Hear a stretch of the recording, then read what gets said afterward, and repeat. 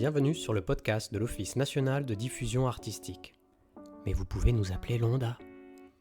Merci d'avoir appuyé sur le bouton lecture de cet épisode. Nous vous emmenons avec nous à la rencontre de professionnels et artistes inspirants et inspirantes du spectacle vivant qui viennent d'ici et d'ailleurs. À Londa, ce qui nous anime et fait vibrer, c'est de faciliter, soutenir, mettre en relation, écouter, conseiller, toujours dans l'optique d'être utile aux opérateurs et opératrices du spectacle vivant. Pour en savoir plus sur nous et sur notre actualité, rendez-vous sur onda.fr. Dans cet épisode, nous vous invitons à écouter Léa Drouet, metteuse en scène et fondatrice de Vaisseau, structure de production, et également coordinatrice artistique, théâtre, danse, performance à l'Atelier 210 à Bruxelles, en compagnie d'Anne-Cécile Sibué, secrétaire générale de Londa.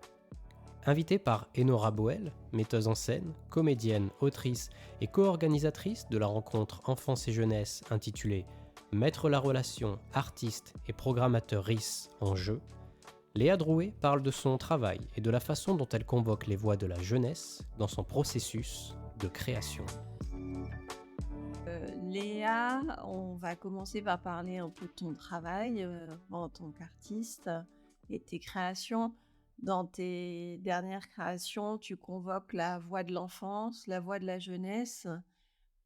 Pourquoi c'est important pour toi de convoquer cette voix-là, ces voix-là ?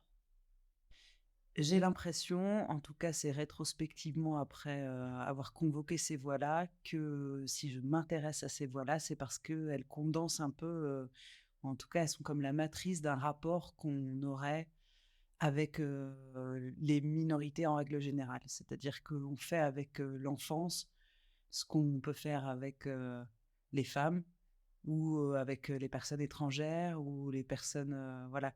Il y a quelque chose de l'ordre de la, comment dire, du détachement, du processus d'atterrisation qu'on fait avec l'enfance, qu'on détache de nous-mêmes alors même que c'est une partie de notre existence, qu'on essentialise et dont on fabrique une figure en fait de cette partie d'existence et on nomme, on commence à entretenir un rapport avec l'enfant, quoi, comme si c'était une sorte d'être à part comme ça qu'on mettrait loin de soi et du coup qui ferait pas partie de nos sociétés. Et peut-être aussi parce que les lieux de l'enfance sont les lieux du trauma où il y a quelque chose quand même où voilà, j'y reviens quoi sans cesse. Je sais pas, il y a un truc peut-être un peu plus inconscient.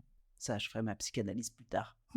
Et dans J'ai une épée, tu convoques effectivement un rapport à l'institution école et ta position, on parlait de la position de passeuse, mais c'est aussi une position qui n'est pas dans le jugement, qui est plutôt dans, en fait, déplier, donner à entendre. Oui, Est-ce que tu peux élaborer un petit peu là-dessus ?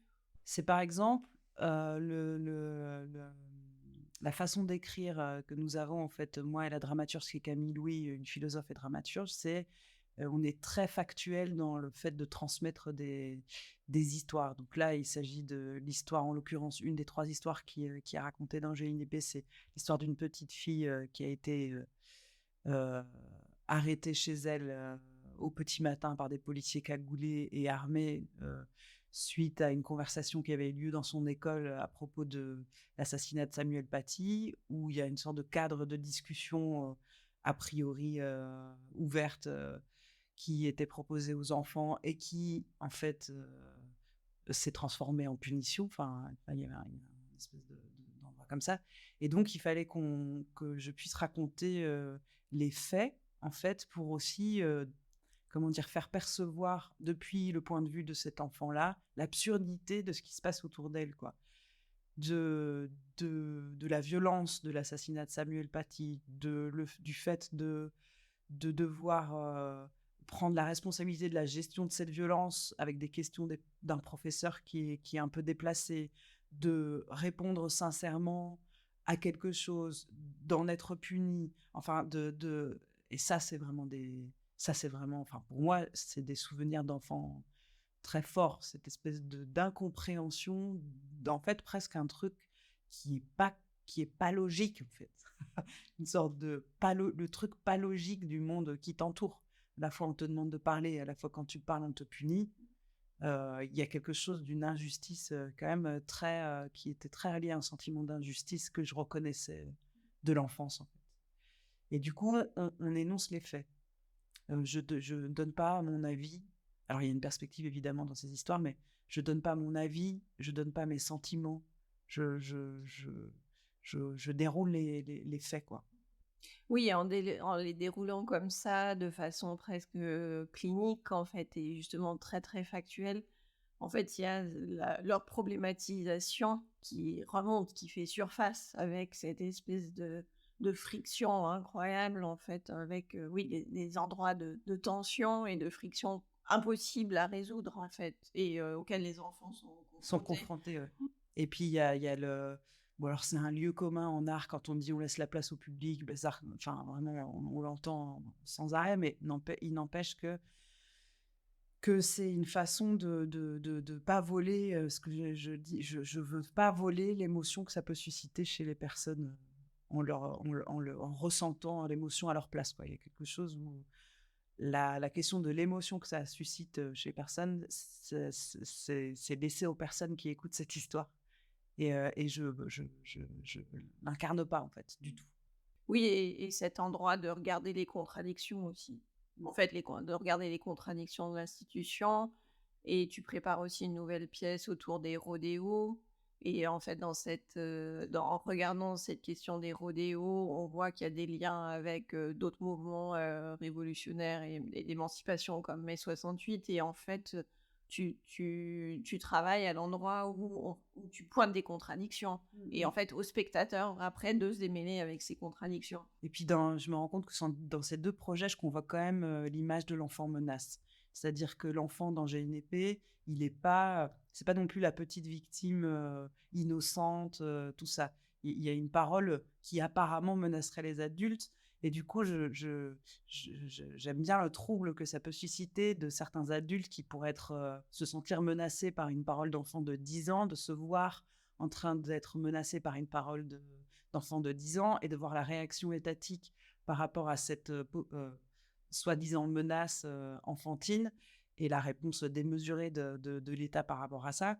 Et avec la question du rodéo et des violences, ce qu'on appelle les violences des quartiers, ce que j'appelle rébellion urbaine, ce qu'on peut appeler violence urbaine et que moi j'appelle rébellion, qui sont en fait le symptôme, selon moi, d'un corps social qui inflammé, comme il disait. Et bien, par exemple, d'envisager en fait ces pratiques comme des façons d'exprimer quelque chose politiquement, quoi, des modalités d'action politique et non pas comme une irruption du sauvage. On en parle beaucoup, alors la question du sauvage, comme si les quartiers, les gens étaient ensauvagés, qu'en fait ils avaient comme ça des irruptions de violence, mais quand on les envisage comme des modalités d'action politique, comme par exemple mai 68, puisque je racontais qu'il y a une historienne qui s'est penchée sur le continuum entre les actions, les modalités d'action politique de 68 et les premières révoltes urbaines qui ont eu lieu en 70, et qu'il y a un continuum et qu'il y a eu des images qui ont été en fait qui ont traversé en fait les esprits de plein de personnes. C'était des images mai 68 à Paris, de voitures brûlées, de voitures béliers, enfin il y avait quand même ces images-là. De pavés. De pavés, de jets de trucs. Je veux dire, c'est des images qui ont marqué politiquement toute une jeunesse et de séparer ces jeunesses-là en disant, bah, il y en a une, quand quand elle agit, elle est politique, et puis on a l'autre, quand elle agit, elle est sauvage. Pour moi, c'est le constat d'une sorte d'imaginaire raciste, en fait. Dans la pièce Violence, tu entrelaces 2 récits de passeurs. Et dans J'ai une épée, que j'ai vu au Kingston Festival des Arts en mai 2023, ma sensation était que tu es une passeuse des voix de l'enfance. Comment tu regardes, Léa, cette figure du passeur, de la passeuse? Merci, j'avais jamais vraiment fait ce lien en plus entre les 2 spectacles. Donc oui, c'est vrai que Violence, c'était 2 histoires articulées qui étaient celles de ma grand-mère qui, enfant, a passé la ligne, de démarcation entre la zone occupée et la zone libre pour se cacher en Auvergne. Et la deuxième histoire, c'était l'histoire de Maouda, une enfant kurde de 2 ans et demi qui, elle, n'a pas pu passer la frontière puisqu'elle a été tuée par un policier belge, alors qu'elle tentait d'aller en Angleterre, accompagnée de sa famille et d'un passeur justement. Et en fait, ça m'intéressait de regarder ces 2 figures de passeurs et de constater, que du point de vue d'aujourd'hui, on n'avait pas la même relation en fait, à ce passeur-là, puisque quand on regarde la Seconde Guerre mondiale, on en fait de ces personnes des héros et héroïnes, des justes. Et puis du point de vue d'aujourd'hui, on en fait des trafiquants, quoi, des grands trafiquants qui exploitent la vulnérabilité des êtres, alors que même dans la Seconde Guerre mondiale, il y avait des personnes qui profitaient de la vulnérabilité de ces êtres-là, et qu'aujourd'hui, il y a aussi des personnes qui permettent à d'autres personnes de passer, quoi. Et donc, c'est vrai que cette figure du passeur, elle habite beaucoup le spectacle Violence. Et J'ai une épée, c'est moi qui tente de faire passer ces histoires qui sont pour moi pas suffisamment connues. Puisque, par exemple, pour l'histoire de la petite fille accusée d'apologie du terrorisme, il n'y a que Mediapart qui en a parlé dans un article et seulement un journaliste qui s'est penché sur cette histoire, alors que euh, les autres médias parlaient justement de ces enfants menaces, plus que de ces enfants qui étaient victimes d'un système qui perdait un peu la boule, quoi. Et en fait, la façon dont je me place, c'est vraiment ce truc de faire passer des histoires. Et d'ailleurs, le prochain Rodéo, c'est une histoire de faire passer des histoires, à la fois une autre histoire postcoloniale qui est encore trop peu dépliée, la question d'Algérie et de l'impact que ça a eu dans les quartiers populaires. C'est cette histoire le passé qui ne passe pas, quoi. Le passé qui ne passe pas.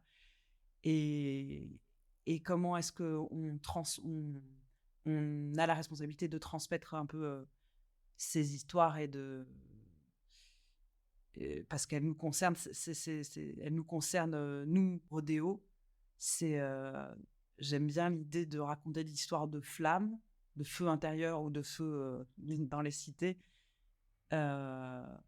comme dans une veillée, euh, le truc de la veillée, de se raconter des histoires autour d'un feu. En fait, de plus en plus, je me dis, j'adore raconter des histoires. Après, c'est quelles histoires, quelles perspectives, voilà, mais juste raconter des histoires.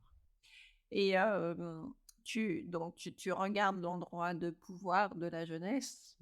Et cette démarche va assez loin, notamment au sein de l'atelier de 110, avec le projet d'école expérimentale que vous menez avec Camille Louis, qui est dramaturge et philosophe. Est-ce que tu peux parler de ce projet d'école expérimentale ? Donc l'école expérimentale, c'est un cadre un peu horizontal de partage des savoirs, disons, comme il en existe en fait comme il en existe d'autres.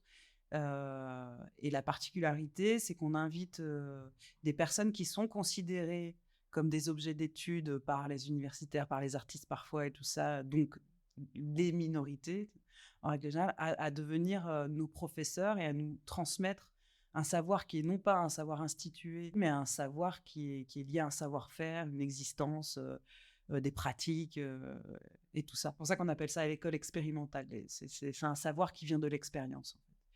Et donc, dans cette situation de renversement de qui apprend à qui, on aimait bien jouer avec les codes de l'école et d'imaginer que ceux et celles qui allaient être les professeurs des personnes qui d'habitude apprennent aux autres, enfin, qu'il y a un truc, et du coup la jeunesse, de convoquer la jeunesse à un endroit où la jeunesse vient nous donner des leçons, quoi, des bonnes leçons. C'était un peu le pari, quoi. Est-ce que tu peux partager les belles leçons que tu as Les bonnes leçons qu'on a reçues. Que vous avez reçues Bah, il y avait à la fois le magazine Magma qui était un journal indépendant, citoyen, fait par des jeunes sur la question de la représentation de la jeunesse dans les médias.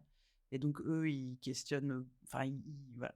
Ils vont chercher un peu comment justement on représente de manière erronée, en fait, la jeunesse. Et puis, il y en a une qui était très marquante, qui était des lycéens et lycéennes d'un lycée dans les quartiers nord de Marseille, qui ont fait une étude sur 1 an, accompagnés d'une anthropologue, qui ont fait une étude d'anthropologie située dans leur propre établissement scolaire et qui sont venus au Théâtre National à Bruxelles nous restituer en fait les résultats de leur étude sur les questions de discrimination, de justice, en fait de mode de fonctionnement de leur institution scolaire qui pointait des dysfonctionnements comme la discrimination, l'islamophobie, les différences de traitement entre les différents élèves, enfin des choses comme ça. Et alors là, ça a été vraiment très fort parce que puisqu'ils font l'expérience en fait de ces injustices-là, ils en sont les experts, et ils en sont les experts. Et comme ils ont été accompagnés et qu'ils utilisent les codes de l'école et de l'articulation universitaire, de comment est-ce que, enfin, il y a un espèce de jeu comme ça on va utiliser votre langage pour vous expliquer ce qu'on est en train de vivre. C'était très fort, quoi. Ça nous a donné une bonne leçon parce qu'à la fois, ils maîtrisaient complètement ces codes-là et puis à la fois, ils nous renvoyaient à notre, je sais pas, responsabilité vis-à-vis des dysfonctionnements de nos institutions. Et comment ce qui se déplie et se raconte dans le cadre de l'école expérimentale infuse le projet de l'atelier de 110? C'est plutôt, alors pour la première et les premières éditions de l'école expérimentale, c'était plutôt l'inverse. C'était la programmation de l'atelier 210 qui fabriquait des perspectives en fait à l'école expérimentale.